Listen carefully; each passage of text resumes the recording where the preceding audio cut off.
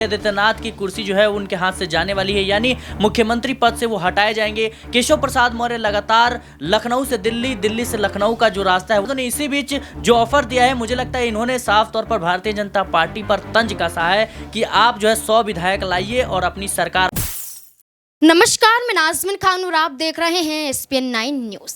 CM की गद्दी आखिरकार क्या योगी आदित्यनाथ के पास ही रहेगी या इस पर सेंधमारी करते हुए भारतीय जनता पार्टी के कद्दावर नेताओं में से कोई नाम आगे निकलकर सामने आएगा?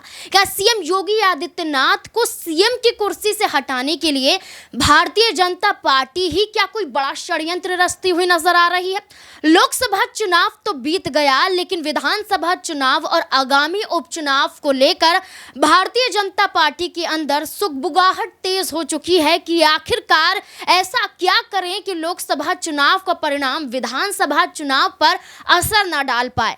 भारतीय जनता पार्टी लगातार मंथन कर रही है और मंथन के जरिए एक नाम आगे आ जाता है और वो नाम होता है योगी आदित्यनाथ का, योगी बाबा का, बुलडोजर बाबा का, जो उत्तर प्रदेश में भारतीय जनता पार्टी को एक मुकाम पर लेकर आए। लेकिन आज वही योगी आदित्यनाथ की कुर्सी, मुख्यमंत्री की कुर्सी खतरे में आ रही है, क्योंकि हाल ही में समाजवादी पार्टी के राष्ट्रीय अध्यक्ष अखिलेश यादव का एक बड़ा बयान सामने आया है। यह बयान अखिलेश यादव पहली बार नहीं दे रहे हैं, लेकिन भारतीय जनता पार्टी के अंतर्कलह को देखते हुए यह बयान फिर से जारी करते हुए इसलिए अखिलेश यादव नजर आ रहे हैं ताकि विधायकों को इधर से उधर किया जा सके। अगर विधानसभा चुनाव से पहले विधायक समाजवादी पार्टी की तरफ बढ़ते हुए नजर आए तो क्या ऐसे में जो दावा भारतीय जनता पार्टी की तरफ से किया जा रहा था, जो सवाल योगी आदित्यनाथ पर खड़े किए जा रहे थे, क्या वाकई उनके हाथों से मुख्यमंत्री की कुर्सी जाने वाली है? अखिलेश यादव का बयान 100 विधायक लाइए और सीएम की कुर्सी पाइए। 2022 के विधानसभा चुनाव में केशव प्रसाद मौर्य को ये बड़ा ऑफर देते हुए नजर आए थे और एक बार फिर से उत्तर प्रदेश के उप मुख्यमंत्री केशव प्रसाद मौर्य को अखिलेश यादव ने यह बड़ा ऑफर दिया है और इससे जुड़े हुए तमाम सवाल नजर आते हैं कि अब उत्तर प्रदेश में समाजवादी पार्टी अपने इस ऑफर के जरिए क्या कामयाब हो पाएगी या फिर नहीं। मेरे साथ मौजूद है मेरे सहयोगी सिराज। जिस तरीके से अखिलेश यादव का बयान 100 विधायक लाइए और सरकार बनाइए या कहें कि मुख्यमंत्री बन जाइए, ये बयान केशव प्रसाद मौर्य को लेकर देना, ऑफर देना, क्या दर्शाता है कि केशव प्रसाद मौर्य की जो नाराजगी सीएम से चल रही है, क्या इस नाराजगी का फायदा अखिलेश यादव उठाना चाहते हैं? क्या लगता है? जी बिल्कुल, उत्तर प्रदेश की राजनीति में बड़े उलटफेर के आसार नजर आ रहे हैं। खासतौर पर देखा जाए भारतीय जनता पार्टी में लोकसभा परिणाम को लेकर के फिर से मंथन जो है वो शुरू हो चुका है और सबसे बड़ा खतरा जो है मुझे लगता है योगी आदित्यनाथ की सीएम कुर्सी को लेकर के है। और जिस तरीके से कयास लगाए जा रहे थे कि योगी आदित्यनाथ की कुर्सी जो है उनके हाथ से जाने वाली है, यानी मुख्यमंत्री पद से वो हटाए जाएंगे। केशव प्रसाद मौर्य लगातार लखनऊ से दिल्ली, दिल्ली से लखनऊ का जो रास्ता है वो तय कर रहे हैं और इसी बीच जिस तरीके से जेपी नड्डा, गृह मंत्री अमित शाह से मुलाकातों का दौर जो है वो थम नहीं रहा है। जाहिर सी बात है इसको लेकर के तमाम कयास लगेंगे ही। और अखिलेश यादव ने इसी बीच जो ऑफर दिया है, मुझे लगता है इन्होंने साफ तौर पर भारतीय जनता पार्टी पर तंज कसा है कि आप जो है 100 विधायक लाइए और अपनी सरकार बनाइए।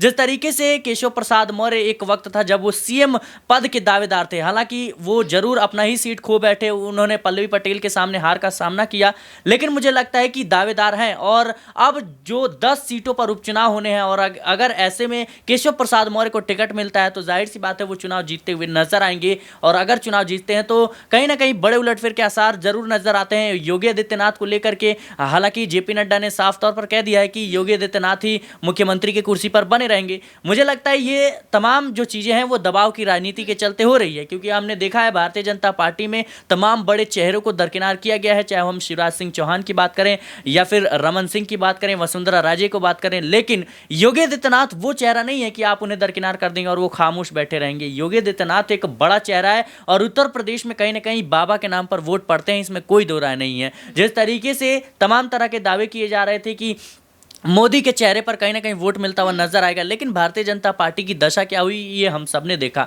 और मुझे लगता है कि उत्तर प्रदेश की सियासत में योगी आदित्यनाथ का एक अहम किरदार हो जाता है। हालांकि उनके तमाम फैसलों को लेकर के लगातार सवाल उठ रहे हैं। जिस तरीके से सहयोगी दल कहीं ना कहीं योगी आदित्यनाथ पर सवाल खड़े कर रहे हैं, अनुप्रिया पटेल की बात करें, ओपी राजभर की बात करें, संजय निषाद की बात करें, तो मुझे लगता है कि अब जो राजनीति है वो एक अलग ढंग से करवट लेने वाली है। और आने वाले समय में तो क्या कह रहे हैं कि ये दल अब एनडीए का साथ छोड़ते हुए भी नजर आ सकते हैं? और साथ ही साथ अगर हम बात करें कि क्या विधानसभा चुनाव तो 2027 में है, उससे पहले क्या विधायकों की अदला बदली और दलों की अदला बदली के चलते क्या सरकार बदलती हुई नजर आएगी? जैसे अखिलेश यादव ने ऑफर दिया है, आप मौजूदा स्थिति की बात करें, 2022 के विधानसभा चुनाव के परिणाम की बात करें तो 111 सीटें सपा के खाते में आई थी, 255 सीटें भारतीय जनता पार्टी के खाते में आई थी, 100 सीटों का 100 विधायकों की वो बात करते हैं। तो ऐसे में वो आसानी से सरकार बना सकते हैं। अगर ऐसा होता है तो क्या विधायकों की अदला बदली, दलों की अदला बदली के जरिए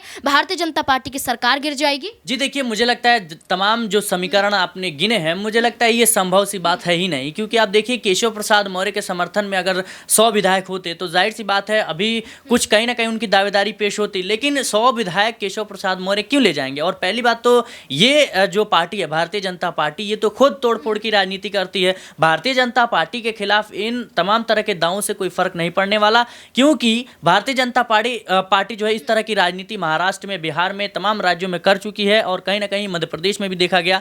लेकिन केशव प्रसाद मौर्य को जिस तरीके से अखिलेश यादव ने ऑफर दिया, मुझे लगता है ये संभव सी बात नहीं है। 100 विधायकों का फेरबदल करना, मुझे लगता है ये काफ़ी मुश्किल काम है। और उत्तर प्रदेश जैसी राजनीति में मुझे नहीं लगता कि ये संभव सी बात है, क्योंकि भारतीय जनता पार्टी या कांग्रेस पार्टी नहीं है कि उसके विधायक आसानी से कहीं भी चले जाएंगे, या फिर समाजवादी पार्टी नहीं है। तो मुझे लगता है ये अखिलेश यादव ने तंज जरूर कसा है। देखिए, उत्तर प्रदेश की राजनीति में भारतीय जनता पार्टी का क्या स्तर है, इस पर मेरे एक और सहयोगी क्या कुछ कहते हुए नजर आ रहे हैं, देखिए जरा। की बात होती तो अयोध्या में बीजेपी इतने अंतर से चुनाव नहीं आती, बद्रीनाथ में आप चुनाव नहीं हार जाते, और धार्मिक स्थलों पर आप चुनाव क्यों हार रहे हैं? क्योंकि वहाँ की जनता जो है वो ये नहीं चाह रही कि आप यहाँ पर 100 मंदिर बना दीजिए, वो ये नहीं चाह रही कि आप हर जगह मंदिर खोल दीजिए। देखिए, मंदिर खोलना और वहाँ पर बनाना एक अच्छी बात है, लेकिन आप ये नहीं कि आप लोगों के रोजगार को छीन रहे हैं। क्योंकि अयोध्या का अगर मैं जिक्र कर लेता हूँ, मैंने कुछ पढ़ा अभी हाल ही में, तो उसमें देखने को मिला कि जब मंदिर बनाया गया, आसपास बहुत सारे ऐसे लोग थे जिनके घर आ रहे थे,